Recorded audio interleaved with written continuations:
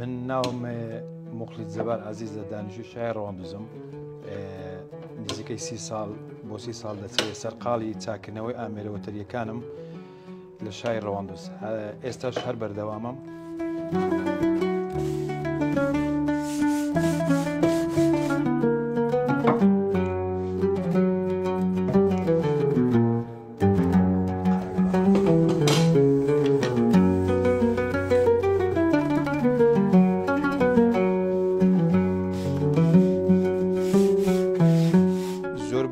ئەو ئامێرانەی کە من ئیشی لەسەر دەکەم چاکردنەوەی ئامێرە بڵێ وەتەریەکان ساز و کەمان و عود و جمبوس و بڵێن گیتار و ئامێرە وەتەریەکان زیاتر سەرقاڵم بە چاکردنەوەی ئامێرە وەتەریەکان ئەوانەی کە سەردانیشم دەکەن زیاتر لە دەوروبەری ڕەواندز بڵێن دەڤەری سۆران و شەقڵاوە و حەریر و ئەو حاجی ئۆمەران و بەشی زۆری شارەکان دێن سەردان مەکەن منیش بە شێوەیەکی ڕێکوێک بۆیان چاک دەکەمەوە. بەڵام ینی ئەوانەی کە سەردانیشم دەکەین هۆی سەردانیکردنەوە هەر بۆ خۆشی دانیشن جەوێکی هوەری ساز دەکەین بڵێن هەم بە خۆشم ژەنیارم لە زۆربەی ئامێرەوەتەریەکان شارەزاییم هەیە جەوەکی خۆش دروست دەکەین و وات ئامێرەکەشیان بۆ چاک دەکەمەوە و دوو قسەی خۆشش دەکەین و ئەوجا بە شێوەیەکی جوان و ڕێکوێک بەڕێیان دەکەین. مشکلەی بەس وەتەران برندیش بووە کەمەکە دۆسەکەی برند بۆ لێرە خوار بووە.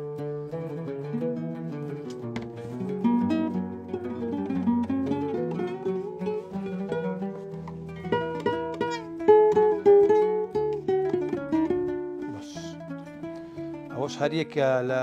گەنجەهەرە بە توانەکانی شای ڕەواندوز بەڕاستی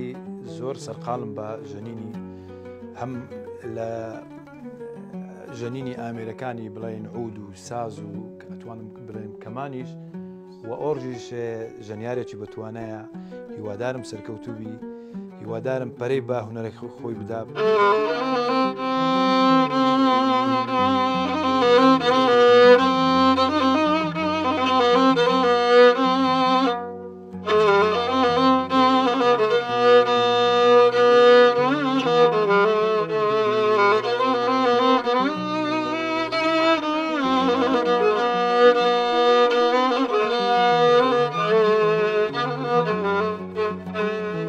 سەرەتای خۆلیای فێربوونی ئامێری مۆسیقا بیدایەتی ئامێری ساز بوو دوایی لە سەردەستی برای عەزیز و خۆشەویستم مامۆستا سەید ئەحمەد ڕەواندزی برام کە هەمیشە پاڵپشتم بووە جێگای فەقر و شانازی من و هەموو خەڵکی کوردستان بە تایبەتی لەژێر دەستی برای بەڕێزم خولێکی مۆسیقای کردەوە من یەک لە قوتابیەکان و بەشدار بووم لە لەو خولە مۆسیقەیە. پاشان پێشی مامۆستا سەید لە قوتابخانە لە ئیبتیدایی مامۆستای کۆچ کرد و مامۆستا زرار سرودی بە ئێمە دەگۆ منیش ئەو کات بەڕاستی زۆر حەزم خولیای مۆسیقام هەبوو فێربوونی مۆسیقا. ئینجا ساڵی نۆوەتەکان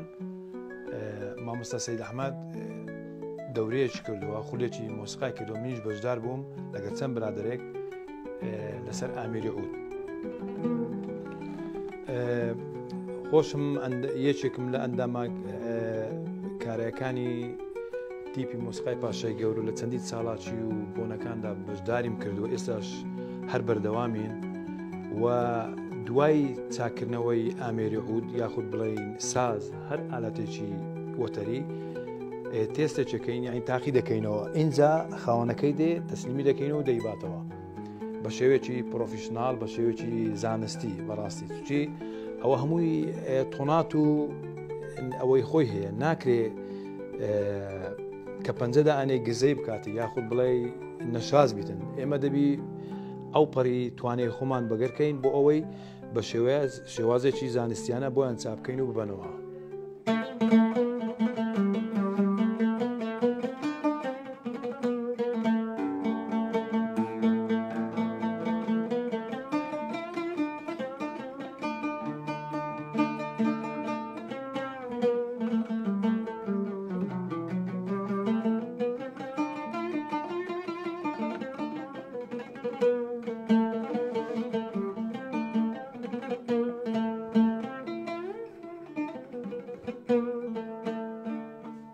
دەشیان هەر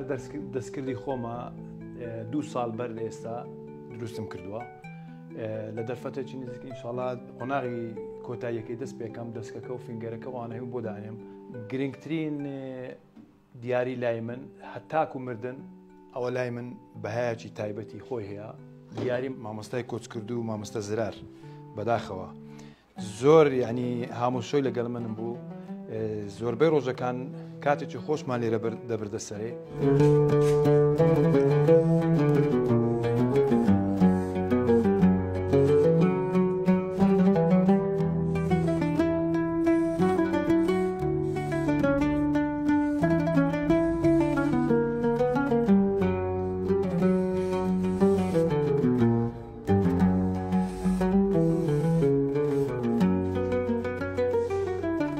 پاڵ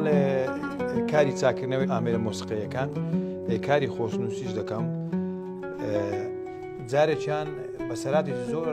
زۆر سیر و بڵێن دەنگمان خەریکی نووسینی 4 لافتە بووم لافتەکانم تەواو کردبوون منیش تەلەفۆنم بۆ ساحێبەکەی کرد گوتم کاکە ئەو لافتانە تەواو بووینە گوتی وەڵڵاهی داوای لێبوور نەکەم هێشتا برایەکەم نەمردووە ئەوە ئەمش گوتم کو نەمردووە گوتم ئینشاڵڵا خوای گەورە شفایەدا وەڵڵا ئیدی لۆ سبەینەکەی تەلەفۆنی کردەوە منیش تەلەفۆنی کردەوە گوتی وەڵڵا تەواو بوو ئێستا بۆ ڕاستی یعنی ئەمنی حراج کردم بەڕاستی ئەوجا فترێک پێش ئێستا هەر بەخۆ باسی کرد گوتی ئەو ڕۆژی تەلەفۆنم لۆ کردی وتی باسی برای خۆم کرد گوتی بەسەراتی خۆش و نەخۆش بوو گوتم وەڵڵا ئەوە دنیاە هەموو شتێک دەبێ و